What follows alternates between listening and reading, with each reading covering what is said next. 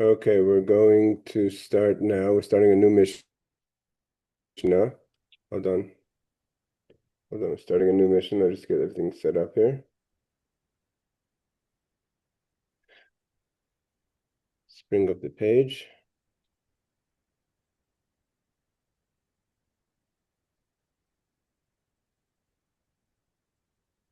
And my computer's working slow here. Hold on.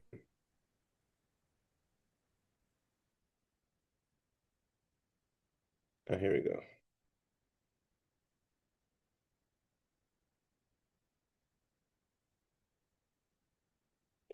All right, well, then we're starting the Mishnah. Let's just get it up here. A second. Okay. Starting the Mishnah that starts, we'll continue in the discussions in the Mishnayos that we had up until now, finding different things in that have comparisons and they're not so and they're not and they are comparison, but there's some things that are not. So let's see. We have over here this Mishnah starts with starting with the question about the difference between Sefer Torah and Tefillin and Mezuzahs. The writing of this is not really the place for this discussion about the laws of writing a Sefer Torah or Tefillin, but just gives us it's just like the Rashba says, we're not talking about all the differences. We're discussing some of the differences. We're not going to go so deep into this. And also, even in Megillah itself, about how we write the Megillah and how what's considered a kosher Megillah, also this is not really its space. But it says like this. It's really in chapter 2. But we touch on some things here. So, and the question basically over here is, in a Sefer Torah, we have two questions. One is about the laws of writing a Sefer Torah. What is considered a kosher Sefer Torah that you have? For instance, you have a person's obligation that we have to have that each person should write a Sefer Torah. And then what is a kosher Sefer Torah to read from when it comes to the congregation? So there's different questions over here. So he says like this. The Mishnah says, Ein bein Sforim. No, then. So it says, Ein bein Sforim, meaning the Sefer Torah. The Tefillin and Mezuzahs, for Tefillin, with regard to Tefillin and Mezuzahs, which are also written on what's called Stam, which means it's also Sefer Torah, Tefillin, Mezuzahs. These are all things that have to be written on some sort of parchment. There's different laws. What type of parchment do you use for the mezuzah? What kind of parchment do we use for the tefillin and the Sefer Torah? So, but here we're talking about some of the differences. Ein bein Sefarim, the tefillin mezuzahs, there's no difference between the Sefer Torah and the tefillin mezuzahs. Ella sha'asfarim nichtavim b'chol lashon. The Sefer Torah you could write in any language. We'll see what this means and according to whose opinion. Well, tefillin and mezuzahs einin nichtavais ela ashuris. And the tefillin and mezuzahs one could only write in what's called ashuris. Ashuris comes from the word from it's some means beautiful, oisher or yosher, straight, or also Ashuris is from Ashur, from the country Ashur. Basically, the Hebrew that we know today. There's two types of Hebrew. In what we found in history, I think I could bring up a picture if my computer's going to be working fast enough. Okay, look for a second over here. The Ksav Ivris, what was known as Ksav Ivris, was possibly they used at some point before in the first temple. So this would be Ksav Ivris, this picture over here. And Ksav Ashuris is what we are more familiar with, the Aleph Beis, the way we write it now, which would be like on top over here, or like over here. This is the Sefer Torah, how it looks today. So, but once upon a time, the Ksav, the writing of Hebrew, was more like the left-hand top over here. So the Mishnah says that, hey, everyone. So Mishnah says that Tefillin and Mezuzahs have to be written in Ashuris. So Rashi says Ashuris Lashon HaKodesh means not in any other language. And Masfarim means Torah, Nevi'im, Ksuvim. When you write the Torah, the Tanakh, Torah, Nevi'im, Ksuvim, the three groups of Torah, which are the Torah, the prophets, and the writings, it has to be written in any language. So the question is, are we talking about writing to read from, or are we talking about writing for the halacha of Sefer Torah? We know that a Chumash is different than a Sefer Torah. We know that a Sefer Torah is the 5 books of Moshe. Okay, so over here, Reb Sheinzot says The later authorities, Rishon LeZion and others, comment that there are many additional differences between the halachas of phylacteries, which is tefillin, and the halachas of Torah scroll. Why are we only mentioning that it has to be written, that Sefer Torah could be written in any language, or Tanakh could be written in any language, and tefillin mezuzahs must be written in Ashuris, in Lashon HaKodesh? So the Rashba and the Ritva explain that the dispute, that despite the phrasing of the Mishnah, it does not presume to enumerate all the differences between the categories in question. Again, so this is the Rashba teaches us in every Mishnah we've been learning, every Mishnah we've been learning so far, that we're not talking about all the differences, but some of the differences. Okay. He quotes from the Rambam that phylacteries and mezuzahs may be written only in Ashuris, which again, Ashuris is the Hebrew that we have today. Ivris is the Hebrew that they had before the first temple. The question is exactly the source of Ashuris, if it actually came from Ashur. So Reb Steinsaltz is going to give us a bit of an insight. The Hebrew script currently in use is called by the sages Ashuris, which is the Hebrew that we know today. In contrast, in ancient Hebrew script, Ivris, which we showed you before, Ivris is this over here in the top left-hand corner, and we still have today signs of it in different places. So that's called Ivris. So Reb Steinsaltz says Ivris used by the Samaritans, by the Shamronim, which still kind of small groups of them today. The Shamronim were those people that came to fill the space of the North Kingdom after the North Kingdom was exiled by Sancheriv. The sages disagreed as to why the script is called Ashuris. What's the word Ashuris mean? Some explain that it is because the Jews brought it with them when they returned from Babylonian exile, which included Assyria. Again, so from the word Ashur, Ashur is which ancient Assyria, which was Nineveh, etc. Others explain that is from the word of happiness, Oisher is happy, or Yosher, meaning straight. So straightforward. And the ancient Hebrew script is still used by the Shamronim today. The image, I'll show you the image that he means to show in a second. There keeps a street sign in the Holy Land with the Shamronim, which has a Shamronim community.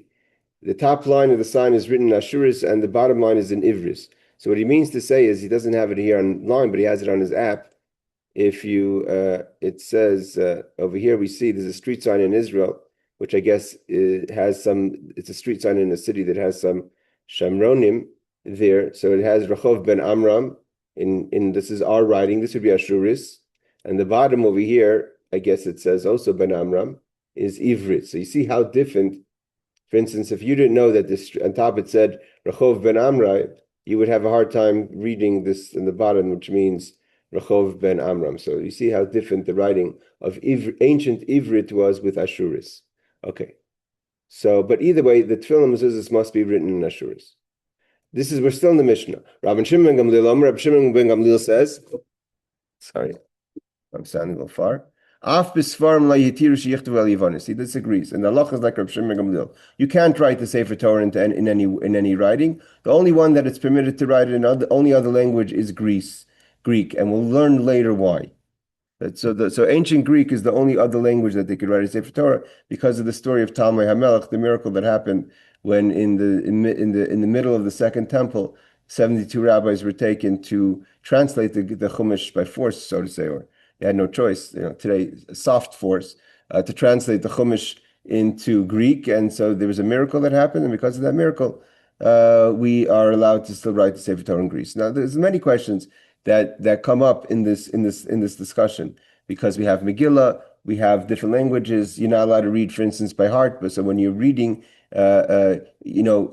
people could write. If you go to if you buy an English Hebrew Siddur, right? So there'll be parts that will translate the English Hebrew to the English, and there'll be parts that will write out the Hebrew in English. Meaning, let's say there's something that you have to do in public, like let's say make a blessing on the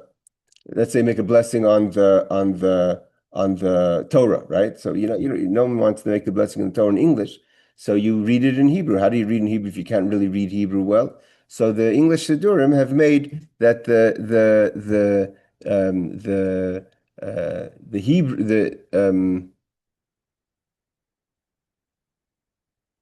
that the Hebrew, you could write the Hebrew in English. It means you pronounce the actual Hebrew words, but it's reading in English, or vice versa. You could write in Hebrew in another language. So the question is, what are we talking about here? Are we talking about using the letters? And that's really discussed in the second chapter. Whether if you're writing in the actual letters, the alphabet of the other language, or you're writing it in Hebrew with the pronunciation of another language. Okay.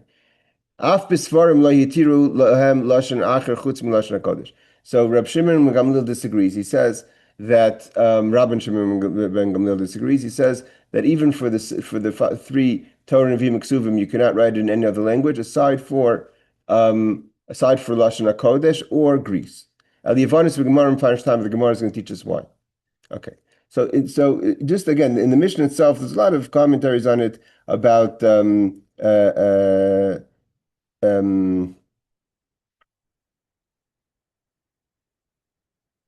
question is this Sefer Torah that even the Tanakama, the Ramban, there's a lot of people that take from this Mishnah different understandings. Like what are we talking about a Sefer Torah that we're reading from in the community by the shul, or are we talking about a Sefer Torah to write?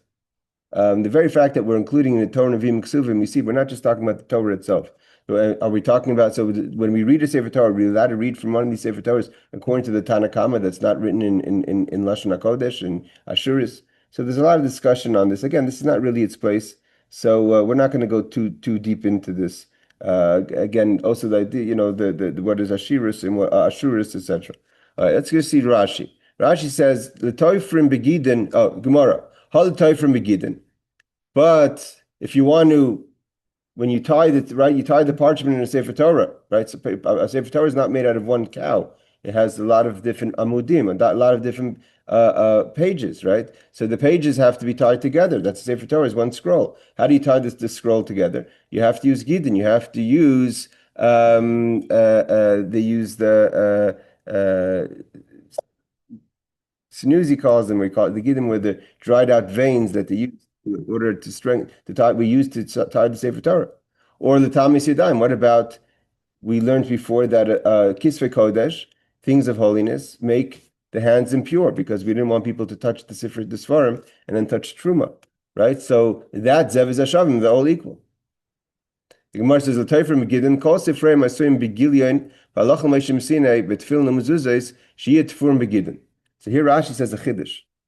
What does he say? He says that all the Sefer Torahs were written on a like even the tefillin has, you have to sometimes tie them together. So is called Sefer Torahs begilin v'alachal meishim sinai. The law from Moshe came down from Sinai. Then tefillin mezuzos, you have to write them. You can't just use string or thread. You have to use gidin, specifically dried out arteries. Sefer Torah nechkum Maseches Megillah. But in the Tractate of Makdes, we discuss, does the Sefer Torah also require to have dried out arteries, or is it also good to use flax or other kind of materials? The Sefer Torah should tough from the pishtan. In the Gemara Makdes asks, what happens if you tied it together with linen? You use linen threads. Hashta Ashmina and Nasnisin command the puzzle. So from our Mishnah, the Rashi says, it seems that it wouldn't be kosher, even though there's a discussion in the Tractate of Makdes. There's a Tractate of Makos. There's a discussion about if you can use threads for linen threads for a Sefer Torah. Here it seems simple that you have to use gidin. Okay, so this Rashi actually is not so simple. Why is this Rashi not so simple? Because Rashi says something that's if one catches the eye, he mentions the word mezuzah. Anyone who's seen a mezuzah knows that a mezuzah is like a square or a bit of a rectangle piece of parchment. That is one piece of parchment. There's no two pieces of parchment that you tie together. So why is Rashi even including mezuzah in the laws of gidin? It should just be talking about tefillin. So from here, some people learn that Rashi is of the opinion that if you were to take two pieces of parchment and tie them together with gidin, and then write a mezuzah on it, it'd be kosher. You can't do it afterwards. You can't take two pieces of parchment and tie it together. But from Rashi, it seems that if you would put together a piece of parchment by combining two smaller pieces with sewing it together with the dried out arteries, the gidin, it would be kosher. So that's why Rashi, some people learn from Rashi, that's what he means. Okay. The Gemara continues. If we're able to just get through this Mishnah today, cover some ground, will be nice. It doesn't look like that's going to happen. So the Gemara asked the question like this: Raminu, are you allowed to write the Sefer Torah in any language? Mikra shekasvi targum. We find that now. Here's a brisa that we have to remember this brisa because we're going to stick with this brisa until the next Mishnah. The brisa says Mikra, something that should be written in Mikra, which would mean Hebrew or Lashon HaKodesh. Shekasvi targum, that you wrote it in its translation. We'll see an example. The targum was something that was supposed to be written in targum. Shekasvi Mikra, you wrote it in its Hebrew. Uksav Ivri, or the Ivrit Ksav, like we said before. Einem Etamis Yadayim, doesn't make the hands impure. I mean, it's not considered proper holy articles. That because we said that anything Sefer Kodesh makes the hands impure. Remember, you have to remember the rabbis instituted that when you touch those days, again, they had people that had truma meisers, you had things how to stay sanctified. So they didn't want people to be. They wanted people to be careful not to leave. People were leaving the truma with their svarim, and then it was bringing mice and it was eating up the Sefer Torah. So they wanted basically to keep keep the library clean. Right? Everyone says don't eat over my books, so just keep the library clean. So one of the ways of keeping the library clean was to say if you're going to be touching the books, your hands are going to be impure, so don't touch food. So the question is, but if you didn't apply that, we realized we discussed it already. Not all of the books are considered considered holy, and one of the signs now. So the rabbis did it as a way to protect the truma, to protect the sanctity of the tithings. But via it we learn what's considered kisvei kodesh. Because now we have a question: does a Megillah we learn? Does a Megillah make your hands impure? Did the book of Mishlei make their hands impure? From this we learn we could use this as a sign what's considered kisvei kodesh. So the brisa says that if you wrote things that are in the Torah that's supposed to be written in Hebrew or written in Unkelis, in Aramaic, and something that's supposed to be written in Aramaic is written in Hebrew, Lashon HaKodesh. So he says, Uksav Ivri, if you write today, Uksav Ashuris, Einem Etamis Yadayim, doesn't make the hands impure. Means it's not considered Kisvei Kodesh. It's like almost like writing a Chumash, right? So he says, Ad Shechtvenu B'Chsav Ashuris. It has to be written in present Lashon HaKodesh, not the ancient one like the Shamronim use. And it has to be written on a sefer properly with the parchment, ubidyai, with proper ink. Yes, Jonathan. How come when you touch your shoes, right, your hands are tummy? How come your hands get tummy? You touch your shoes? Say that again. How come when you how come your hands get tummy or impure by touching your shoes? When you touch your shoes, don't watch your hand. This is not the subject, the place for this. We want to stay on course, but in general, we're talking about here. We're talking about not just that you have to do a quick washing, but we're talking about making your hands impure of actually making, because anything you touch, your feet are on the ground. You could be stepping on things that are tamei. So therefore, you have to wash your hands. It's like if you touch your shoes during davening, you have to wash your hands. But it's not the place for this discussion. Okay, so the Gemara the Rashi says like this: Mikra shekosef targum. Sefer shekasiv lashon hakodesh aroi lichtay mikra kasiv lashon rami. Where you're supposed to write something in Hebrew, you write it in Aramaic. V'targim shari roi lichtay v'targim kigoyin yigar shadusa. Right? We have when Lavan meets Yaakov at the end of Vayetze. So it says over there that they made this gal, they made this heap, and each one Lavan called it yigar shadusa, and Yaakov called it gal eid. So yigar shadusa is not Hebrew. So Yigar Shadusa, if it's Sefer Torah, if you can't write Gal Eid, you can't write the translation of Yigar Shadusa. If you do, then it's not considered Sefer Torah. It's considered like a Chumash. Kosev Mikra Gal Eid. If you wrote Gal Eid instead of writing Yigar Shadusa, or going Targum Kosev Shal Daniel VaEzra. Anyone who opens up Daniel or Ezra, Nehemiah, it's all written in Aramaic. So if you don't write it in its proper language, it's not considered written properly. Because Ksav Ivri. What's ksav rivi? You didn't change the language. You wrote the Hebrew, but you used the different alphabet. You used the alphabet of Ivri. Shekasav ksav shal ever hanar. Ivri means from the other side of the river. Masechta Sanhedrin kari leksava livuna. So it's the Ivri, which we know today. Like I showed you the picture again. This is a sign over here on the bottom over here of Rechov ben Amram 16 in Israel. This on the bottom. This bottom line is ksav Ivris. Right, that's a ksav that they used not sure when they use it. It's not clear when they used it, but definitely it's not kosher for Sefer Torah presently. Some people hold that the question is, what was the original Sefer Torah written? Right? When we talk about the original Sefer Torah, was it written in Ksav Ivris or Ksav Ashuris? Did Ashuris only start with Ezra, the Sofer, the scribe? There's a lot of discussion about, again, this is not the place for it, a lot of discussion when Ashuris started. But most people like to believe that Ashuris was always, like for instance, the Moshe Rabbeinu wrote a Sefer Torah. Did he write it in Ksav Ivris or Ksav Ashuris? So we want to assume that he did, everything was Ashuris, which is the alphabet we have today, the square letters. The only point, the difference is that it could have been, they were forgetful in the time of the destruction of the first temple. Okay, so let's skip the Tosfos. Okay, let's go further. Mikra Shekosef Targum, the scroll in which Aramaic verses is written in Hebrew, or a Hebrew verse is written in Aramaic, or a verse is written in ancient Hebrew script, which is Ivris, does not render the hands impure. Means it's not real Sefer Torah. It does not. It does so only if the scrolls are written in Ashuris on parchment and ink. And the Rambam quotes this opinion, this brisa. So this brisa says that you can't write a Sefer Torah b'chol lashon. So why could we say? So the question is, how do we say in our Mishnah, according to the Tanakama, according to the original opinion of the Mishnah, that you could write a Sefer Torah, means the Torah Nevi'im Ksuvim in any language. What did we say in the Mishnah? You could write it in any Shesvarim Nichtam Chol Lashon. You could write it in all Lashon. You don't have to write a Shuris, right? So Rav is going to answer this question. But hold on one second. I want to see if this was one of the Tosfos and I did want to learn.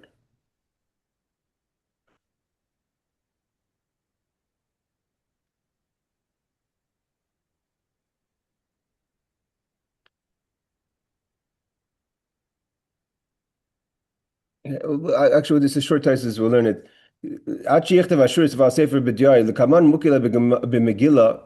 Later, at the end of the Gemara, we're going to learn that this brisa is talking about a Megillah. That's the Gemara is going to give different answers, and the final answer is going to be we're talking about a Megillah. The Kasha, we say later in Perek Sheni in the second chapter, giftis the giftim. Giftis is a kind of language. Ilmis leilmim, another kind of language. Yatsa means if you read in other languages the Megillah for that population, that means the people that know that language, then they're considered as if they heard the Megillah. You have to say that the Megillah was written in Giftis or Ilmis, let's say English to people that speak English. It means the actual Megillah was written in English. And if not, that means if it was written in Hebrew, in Lashon HaKodesh, and they're articulating it in English, that means they're reading by heart because they're not reading what it says. But you said you're not allowed to read a Megillah by heart. So why would it not make the hands impure? It's a kosher Megillah. Because you're allowed to write the Megillah in the language that people understand. Tosfos answers something interesting. When you have a unique language, the question is if English is considered today. If you go to France, they would say it's a unique language. The Americans will say, or the English will say, English is a universal language, right? The French, if you get lost in Argentina and you don't know if you don't have your Google Translate on you and you don't speak Spanish, no one speaks English over there. And if you go to France, even if they do speak English, they'll pretend like they don't speak English. So the question is if we're talking about unique languages or universal languages. But it seems like the Torah considers anything not Hebrew as a unique language, not a universal language. So the Gemara answers, since you can only read it to the crowd that understands the language, is din then it's not considered sanctified enough to make the hands impure, because it's not your typical Megillah. It's only used in certain communities. But if it's written in Lashon HaKodesh, it's kashera af l'shen rakim. Then even someone who doesn't understand Lashon HaKodesh, they fulfill their obligation of hearing the Megillah. Therefore, it makes the hands impure. So you see clearly that there's different laws in different situations. We're trying to talk about the most important part of the Megillah. That Megillah, the way it's written properly, it has to be written in Ashuris, on di, with ink, on a parchment, and then it's considered sanctified kedusha, that it makes the hands impure. But Rav is now going to first, before we get to the answer that's Megillah, Rav is going to try to explain it in a different way. So Rav Leikash, Rav says it's not a question. What do you mean it's not a question? It's not a question of a contradiction between our Mishnah that says you could write a Sefer, the Sfarim, the Tanakh in any language, And the brisa that says it has to be written in Ashuris, and it has to be written on with ink, and it has to be written in the language it should be written in. So the Gemara answers, "Kan v'gufay shalanu, ka v'gufay shalahem." That the in our Mishnah, we're talking about when you wrote it Ashuris, you wrote it in the right language, the guf. You wrote long languages, but the Bryce is talking about when you wrote it in the actual alphabet. That's how you wrote it in English. So again, you could write Hebrew. I could use languages of Hebrew have 22 letters. The 22 letters make different sounds, most of them, right? If you go to a Sephardi community, there's a difference between an ayin and an aleph, right? So there's basically 22 letters, which makes different sounds. You could make any sound. You can make a sound of any language. I could write Hebrew that sounds Chinese. It means I could pronounce if I know how to pronounce the words that I'm trying to say, then it would sound like I'm reading Mandarin. So it's talking about the question is our Mishnah says you could write it in Hebrew, Lashon HaKodesh, but it could be in a different language. And over there in the Bryce is talking about where you wrote it in English or Russian or other alphabet. The ksiva, gufa means the ksiva, the writing. Kan begufa shalanu masnisim diktani bechol lashon. Shleishines eksav. You didn't change the language. It's a lashon kodesh. El sheshines halashon ubraisa begufan shalan. You changed how to read it. You're not pronouncing Hebrew words. You're pronouncing English or Mandarin, whatever. But the Bryce is talking about you wrote it in another alphabet. Abai says, if that's the case, b'mayu kminan lahi begufan shalahem. So if you're talking about that you wrote it in their alphabet, so why does it say in the Brisa? In a case of what does it mean that you wrote Hebrew, you wrote in Targum, you wrote Lashon HaKodesh, you said in Targum, and Targum you wrote in Lashon HaKodesh. I feel a mikra shekasav mikra. Targum shekasav targum nami. Daktani ashi yichtiv ashur al sefer Torah. So what the Brisa says that if you make a mistake, if you write Yigal Shadusa, and instead you write Gal Eid, that's a problem. What are we talking about? And there's anyways a problem. The problem is the alphabet's wrong. So why do you have to say that you pronounced the words wrong? You wrote the whole language, the alphabet's wrong. So it's a problem from the beginning. If you say that we're writing in Lashon HaKodesh and you wrote the words of, you used the Lashon HaKodesh words and letters, and then you wrote out Gal Eid instead of Yigal Shodusa, means you wrote the Hebrew translation, not the Aramaic translation, then we can understand. But if anyways you're using the wrong alphabet, we have a problem in the beginning. So how could you say the Bryce is talking about that they use a different alphabet? So they're going to say no. That our Bryce, our Mishnah is the opinion of the rabbis. The Bryce goes according to our opinion of Reb Shimon ben Gamliel, which Reb Shimon ben Gamliel we learned in our Mishnah says that a Sefer Torah also has to be written can only be written in Ashuris, but it also says but aside for Greek. Our Bryce,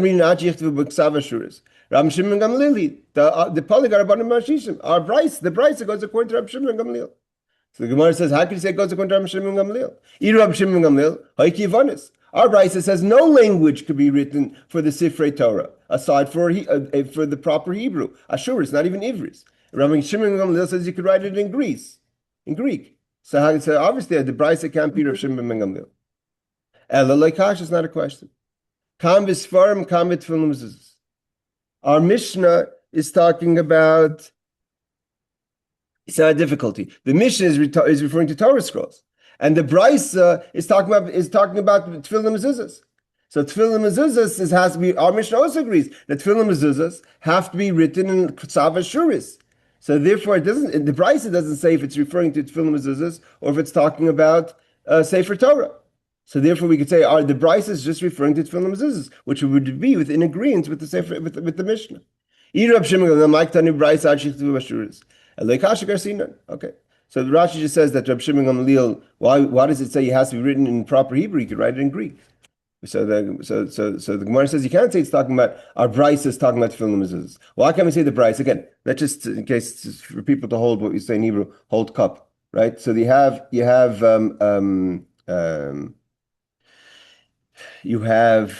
we have two opinions. We have the Mishnah and the Brisa. The Mishnah, the Mishnah that's in our Gemara, in our Mishnayos says the only difference between Sfar, meaning Torah, Nevi'im, Ksuvim, the Tanakh, and how you write the Tefillin and Mezuzos, again, the Rashba says there's many other differences, is that the Sefer Torah can be written in any language, and Tefillin and Mezuzos must be written in Ksav Ashuris, what we know as the Hebrew that we know today. It means Lashon HaKodesh that we know today. It means it's the way we know a Sefer Torah today. Rabbi Shimon Gamliel says he disagrees with the Mishnah, with the first opinion of the Mishnah. He says it has to be written in Ashuris, aside for Greece. You could write in Greek. We have a Brisa. The Brisa says everything must be written properly.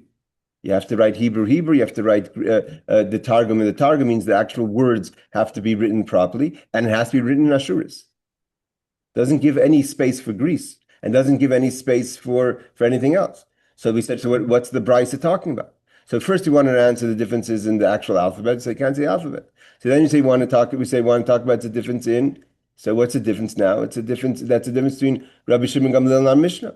The Tanna Kama is our Mishnah, and the Brisa goes into according to Rabbi Shimon Gamliel. That you can't either say, because Rabbi Shimon Gamliel allows to write in Greek, and the Brisa says no language besides for Hebrew. So now we want to say, what's that difference? The difference is that the Brisa doesn't say what it's talking about, what kind of writings it's talking about. So let's just say the Brisa is talking about its writing Tefillin and Mezuzos. And Tefillin and Mezuzos, everyone agrees you have to write them only in Lashon HaKodesh. Hold on a second.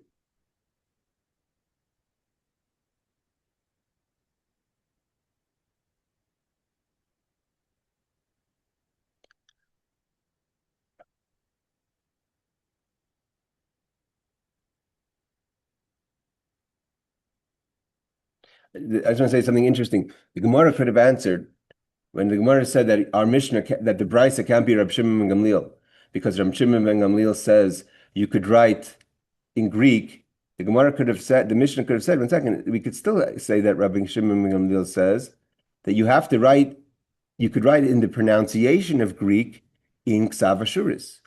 And then the Brisa could go according to Rabbi Shimon ben Gamliel, right? Because if the Brisa just says you have to write, the letters have to be Hebrew letters. Rabbi Shimon ben Gamliel says you could write Hebrew letters in the pronunciation of Greek. So maybe that's what, and maybe then the Brisa goes according to Rabbi Shimon ben Gamliel, but the Mishnah, the Gemara doesn't answer that.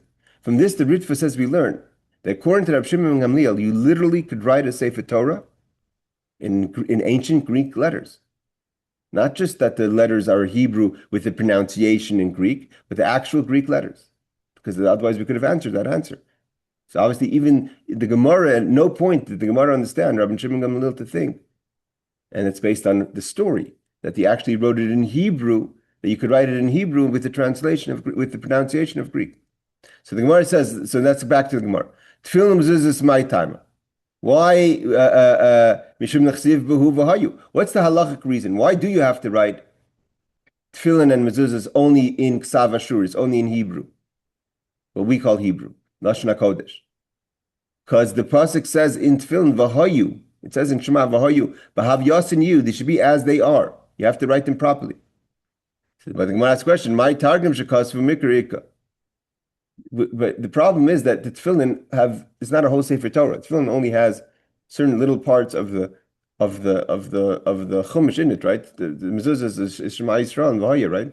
So there's no Targum in there. There's no words in the Mezuzah or the Tefillin that you could write in that you could write Lashon HaKodesh, but you could pronounce it in Targum, or you could write it in the actual translation of the Targum, which is Lashon HaKodesh. There is no Targum in the Mezuzahs. My Targum shekasvu mikra ika bishlei matari ika yigashadusa.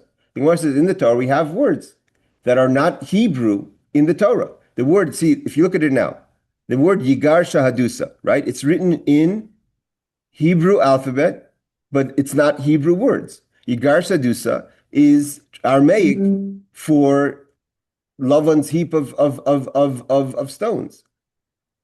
But what my Targumika, there is no Targum in the Mezuzah and the Megillah. So what's the Brisa talking about? You have to make sure to write the Targum and the Mikra. There is no Targum. There's nothing else. I mean, to write the Mikra Targum that you could say. But there's no.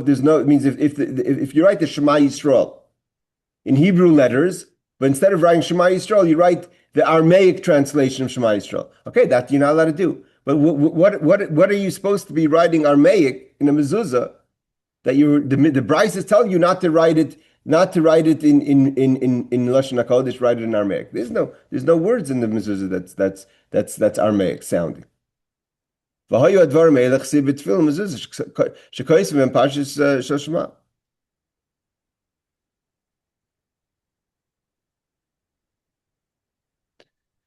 All right, let's skip this Tosfos also. I just want to say there's some people that want to learn that the word totafos, v'hayu totafos b'nei necha. We don't know what the word totafos means. Totafos is not a Hebrew word. V'hayu totafos. That's how the Gemara learns. How do we know that a person has to have there's four sections, there's four parshas, there's four portions of the Torah that go into the tefillin, right? If you ever open up a tefillin shorosh, the head tefillin, the inside of a tefillin shorosh is not an open box. It has four compartments in it, and in each one of the compartments you have a special part of the Torah that goes into that, and that's why when you say there's Rashi tefillin, Rabbeinu Tam tefillin. A lot the differences in the different types of tefillin is how do you organize the parshas? What parsha comes first? And the Shalyad also has four parshas, but it's on one piece of parchment. But the four pieces of parchment that are divided. So hasn't it the words? How do we know you're supposed to have four parchments? So toit and feis, from the word toit to feis, the Gemara learns. But what's toit to feis mean? It's not really a Hebrew word. So maybe that's what it means, the Aramaic. Some people asked about that question. Okay, who brings that down? Who brought that down? So here, Mar Targum, because the Pnei Yeshua explains. Oh, here, this is where I start. The Pnei Yeshua explains that it was possible to say, according to some Tanoim, that the word totafot, that's in the Shema, that refers to the phylacteries donned on the head, is in a foreign language. Totafot is not Hebrew, and therefore it would be possible to translate it to whatever totafot would be, however you would translate totafot in Lashon HaKodesh. Again, remember that what we're talking about. There's two questions here. There's writing Hebrew or Lashon HaKodesh in Lashon HaKodesh letters. There's writing Lashon HaKodesh in foreign letters. Like if you open an English Chumash, it teaches you how to make a bracha. There's writing English, let's say, or Greek in Hebrew letters, and there's writing Greek in Greek letters. These are all the questions. Then there's also words in the Torah that are not Hebrew, like totafot according to the Pnei Yeshua, or yigashadusa clearly is not Hebrew. It's not a Hebrew word. Because the Pasuk says that Yaakov called it Galed, and Lavan called it yigashadusa. But nevertheless, we write yigashadusa using Hebrew letters. Okay, so that you have to make sure you can't write yigashadusa in another language or in the Lashon HaKodesh language. So we still have a question. So therefore, we can't say, we could have answered like the Pnei Yeshua totafos, but we didn't. So we have still a question. We have a Brisa and a Mishnah, and the Brisa seems to contradict the Mishnah. Our Mishnah says you could write a Sefer Torah in any language, according to the first opinion, according to Rabbi Shimon Gamliel, you could write it in Lashon HaKodesh or Greek, and according to the Ritva, you could even write it in Greek letters. And we have a Brisa that says a Sefer Torah, seemingly it's talking about a Sefer Torah, has to be written in Ksav Yishur, only in Lashon HaKodesh. So who's that? It's a contradiction. How does that work? So Gemara says no kasha. Kam b'Megillah, kam b'Sfarim. The Brisa is talking about a Megillah, and our Mishnah is talking about the regular Sefer Torah. Megillah my time. Why does the Megillah have to be written? Why is the Megillah more strict than a Sefer Torah? That the Megillah has to be written only in Lashon Ashuris, in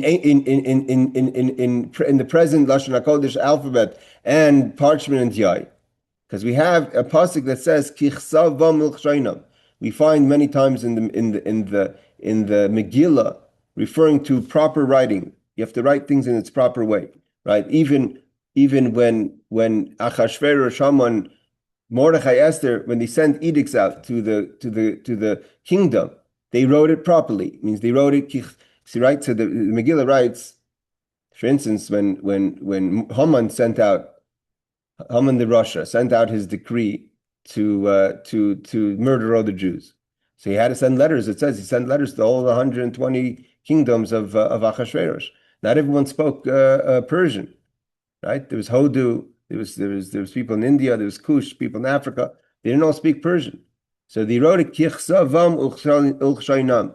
He wrote it in the writing and the language of each country. When Esther Mordechai wrote letters that gave permission for the Jews to defend themselves, also to write it in their language, in their alphabet and their language. So clearly the Megillah is very particular by writing everything properly. My targum shekasve mikrika. So the question is, where is there Aramaic in the Megillah? So now the Gemara says,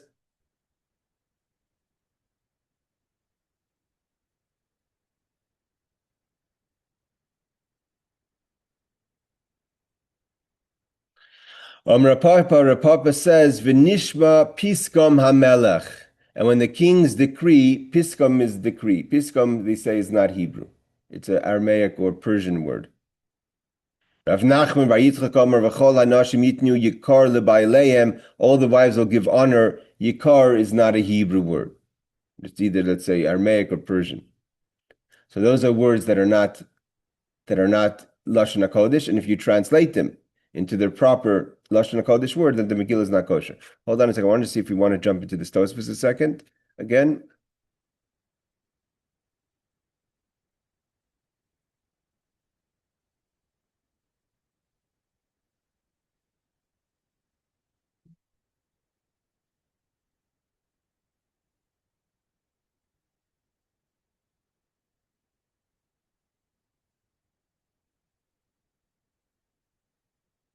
All right. We're going to skip this Tosfos because it's, again, we're talking about things that come up later in the second paragraph.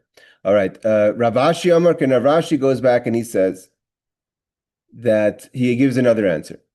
He means to explain the difference between the Brisa and the Mishnah. Ahi b'shar sfarim, that we're talking about, that the Brisa is also talking about Sifrei Tanakh. For Rabbi Huda, it's an opinion of Rabbi Huda. What's this mean?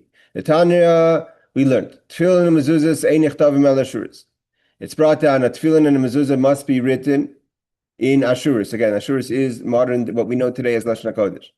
V'rabbeseinu hitiru yivanis. Our rabbis have allowed for people to write it in Greek as well. V'hachsiv v'hayu. How could you write the tefillin and mezuzahs in Greek? It says v'hayu. It has to be written as havyasan, as they should be, which is Hebrew. You have to add in, not that the tefillin and mezuzahs can be written in all languages, but the Tanakh can be written in all languages. Yavanis Greek. For Rabbeinu Hitir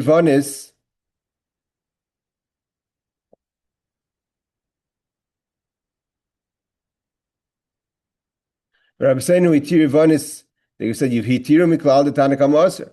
So we see that it says the rabbis allowed for the Sefer Torah to be written in Greek. Means that the initial opinion is that you can't. So what's the price again? Tefillin mezuzahs ein nechdavim el ashuris. Rabbeinu Hitir Yavanis is talking about the Sefer Torah, and which means that the Tanakh holds you can't write it, even a Sefer Torah Yavanis. Michlal Tanakh sav bitmia v'Tanakh shari b'chol lashon.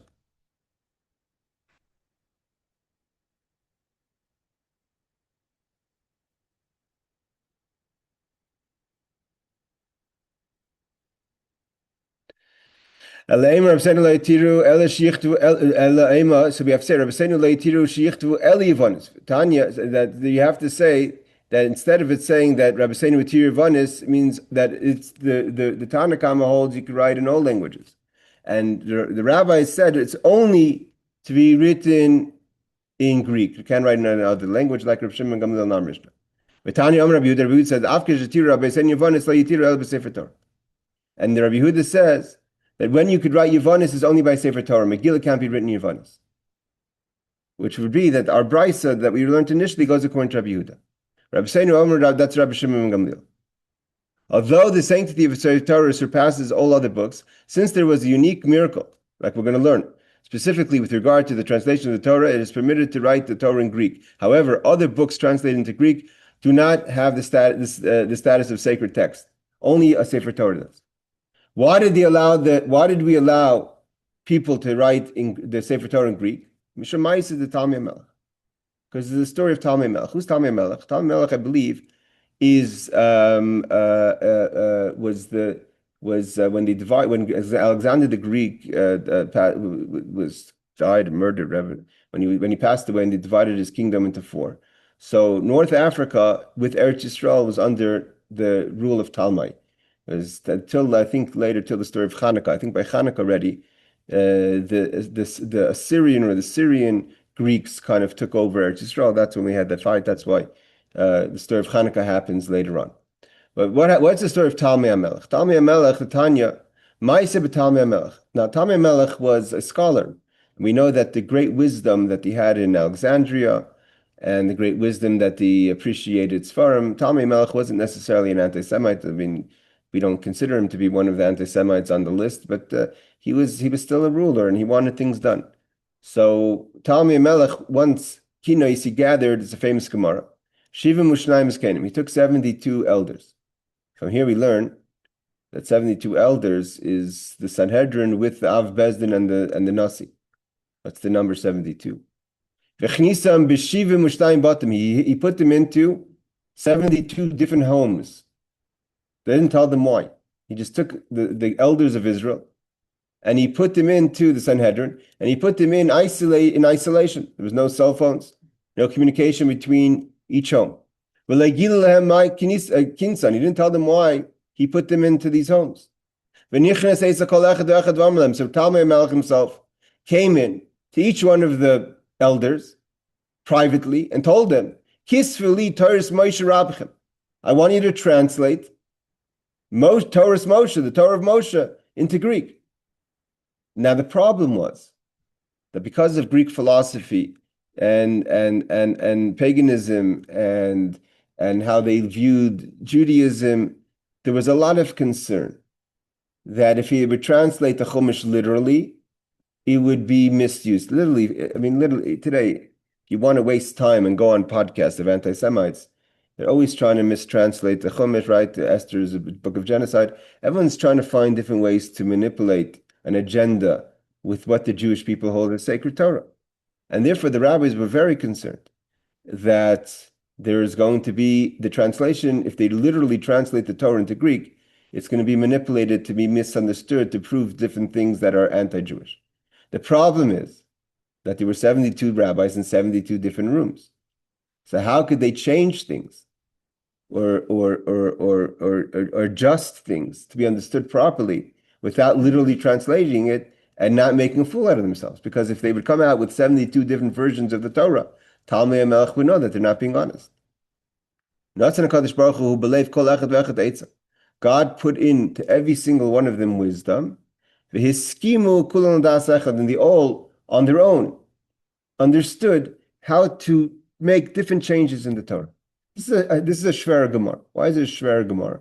The whole story is Shver. The Gemara, they say that the world went into darkness for 3 days after this. It was not a good story, but it seemed like it had to happen. That was like kind of a breakthrough of bringing the Torah into to be understood in the world. Although Joshua did it as well, but here Moshe wrote it in 70 languages. So but that's another Gemara for another place. Moshe translated, but Moshe did it then on his own. Here they had to translate in Greek and they were put on the spot. So they all agreed. They all agreed how to change it. Now, Talmud Melech Mitzvah. If I'm not mistaken, the Cleopatra, all that are descendants of Talmud Melech. So though today, I don't know what today the Egyptians are today, but Talmud Melech was Greek. Because Alexander the Great conquered the whole world, but Rashi says he was an Egyptian king because eventually that all the images we have Cleopatra and all that's Greek, that's Egyptian Greek. It's not the pure Egyptian. The pure Egyptian, the pharaohs, even the pharaohs later, that's not the same pharaohs of ancient times. The pharaohs of the first temple were also not the pharaohs of ancient time, because the Egyptians that we had in time of Yitzis Mitzrayim also weren't. They were all destroyed. So King Talmud, the king. This is the king of Egypt, Ptolemaeus II, who ruled over Egypt during the years 246 285 BCE.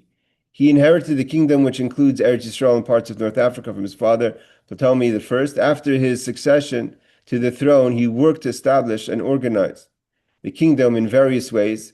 He was known as an admirer of culture and science. And during his region, Alexandria developed into this footnote is not accurate. It's missing some parts. Both the Talmud, there's a printing mistake over here. Either way, and attribute this initiative to translate the Torah into Greek to King Ptolemy. Apparently, he showed interest in Eretz Yisrael and had a friendly relationship with the Jews. He renamed the ancient city of Rabat, which is modern day Amman, Philadelphia, after himself. The city of Ptolemaeus near Akko, I don't know if that's still a city, it was also named for him. So he was a person that was a cultural, but he wanted things done in his way. What were the differences that they made? Well, basically, the Gemara is going to say, why are we allowed to translate Greek only? Is because Greek is for this miracle. What did they write? First pasuk they changed. The first pasuk of the Torah is Bereshis bara Elokim. Bereshis, in the beginning, God created. But they didn't want that. There's many ways to misunderstand this verse, because you could also understand that Bereshis created Elokim. So therefore, they changed it and he wrote Elokim bara Bereshis, that God in the beginning created. Second verse they changed was, of course, when God talks plurally. Why is he talking plurally? Is there someone else there? If he's only God, if we say Hashem Echad, so why is the plural? So when we say Nasa Adam B'Tzalmeinu, let's make man in our image. What's this plural? They changed it to Esa Adam B'Tzelem B'Dmus. I will make man into his form and image. So they translated, took out, again, they were taking out, what they were trying to get at was to preserve Hashem Echad, the oneness of God. So if you're going to say Bereshis bara Elokim, so Bereshis is another deity, another energy that created Elokim. So even though they say the question is that you could the translation of Bereshis in Greek would be in the beginning. He would understand the beginning doesn't mean God. But they say that they felt that the Greeks would feel that your first word has to start with God.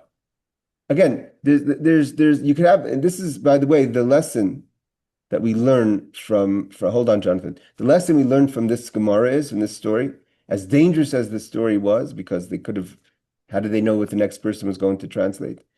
But we see that a lot of people get engaged in arguing, and there's certain times you argue, and certain times you just need to set the issue straight.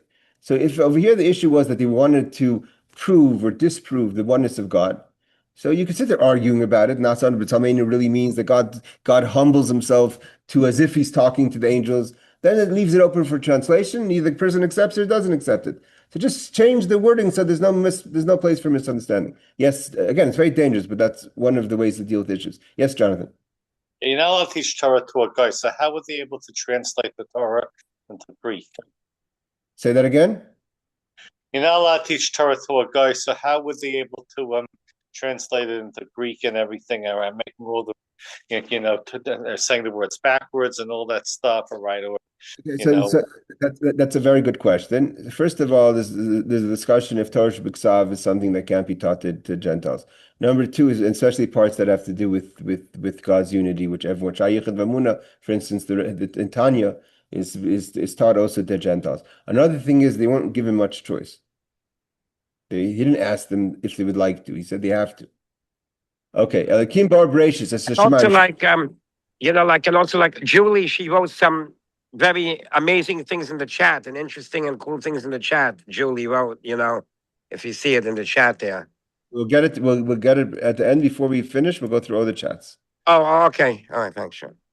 I don't think I saw it in the chat. Maybe in the WhatsApp. No. It's in the chat. It's in the Zoom chat. In the Zoom chat. I see Yeah. John. I see. Oh, here we go. Okay, we'll get to it in a second. Hold on. Yeah, sure, no problem. Kim bar bereshis as a shemayim shloyomer bereshis shem hu b'shtei rishuyis hem v'rishim bar sasheni. That they don't. The reason they changed it to Elikim bar bereshis, God created in the beginning, instead of saying in the beginning God created, because the word bereshis they would think is a kind of deity, and therefore the bereshis created God. Esa adam shmikan poktu ha'imrim shtei rishuyis techsiv nas adam. When God talks in the plural, so then maybe they're going to think that there's another force that God is consoling with. Tosfos asked the question. I said, this is a good Tosfos, because the Tosfos, again, these things teach us. This comes up till today. I literally was listening to something yesterday. I was listening to some shtusim yesterday about someone trying to explain, what this pasuk means and what that. But everyone's trying to manipulate the text, right? So he says, Elikim bar bereshis. Tosfos says, Pirsha Kuntras, Shim kasav bereshis bar hayoim bereshis shemu. That if you kept it as is, then the Talmud Megillah would think that Bereshis himself is a god. V'shtei rishuyis, and there's two gods. God forbid. V'kasha shari Bereshis ain't shem klal. There's no. Why would the Greeks? I mean, Talmud Megillah wasn't an idiot, right? He was a cultured person. Why would he ever think that the word Bereshis means a god? And you translate it betchila, and that's the translation. He would read in the beginning, right? If no one opens up an English chumash that says in the beginning God created and thinks that in the beginning is a God. Venerally, so the Rash Tosfos says,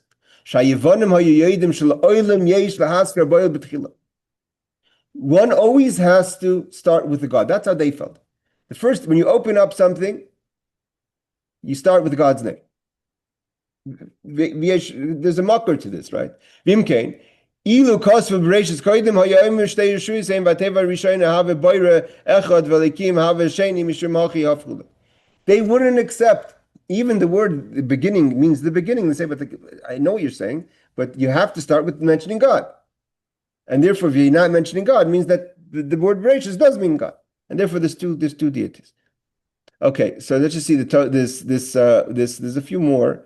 What we're going to do is we'll do these two footnotes from Rabbi Steinsaltz, and we'll finish the Mishnah. Obviously, not this week, but next week. See the Tosefta.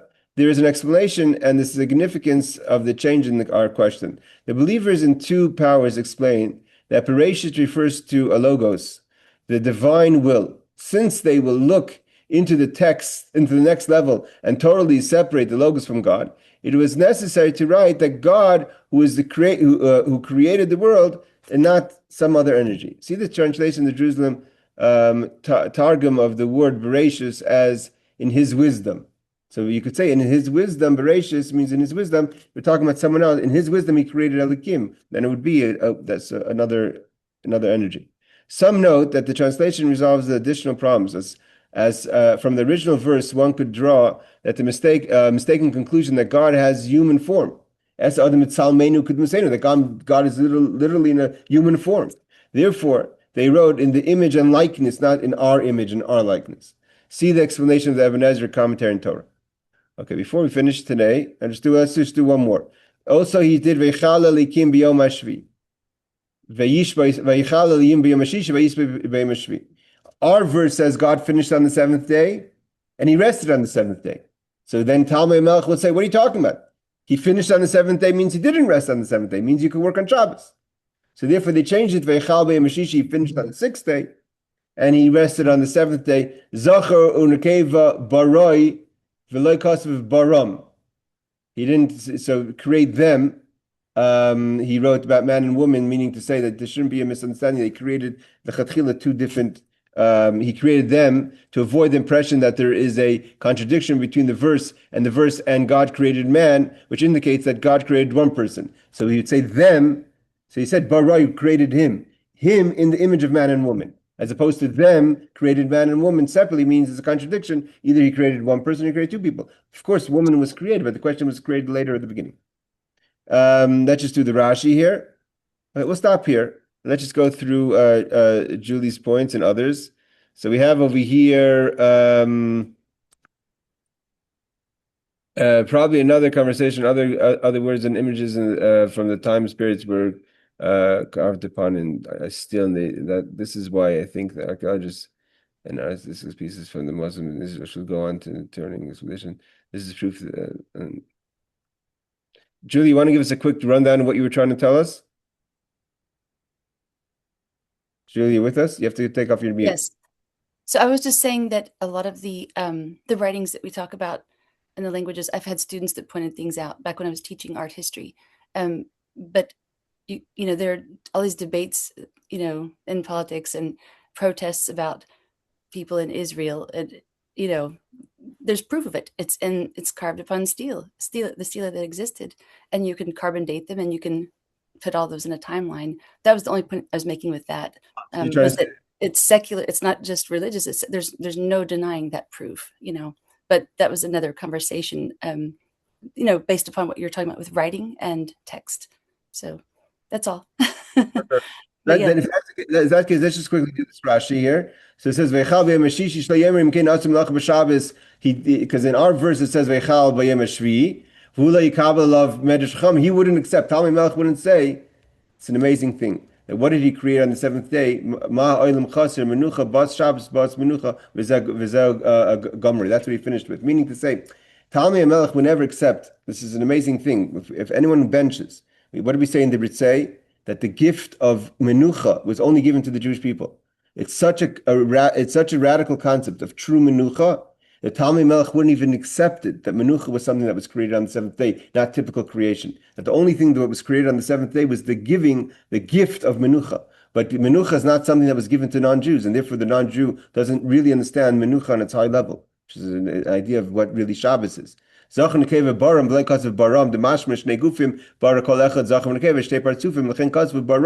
man, we shouldn't think that God created first man and woman, and then either Chava was a second woman, but God created man in the image of man with the form of man and woman. So they just changed the wording, so we shouldn't make that mistake.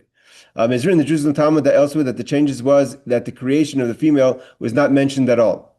Okay, the Yom HaShvi. There is nothing distinctive about the seventh day.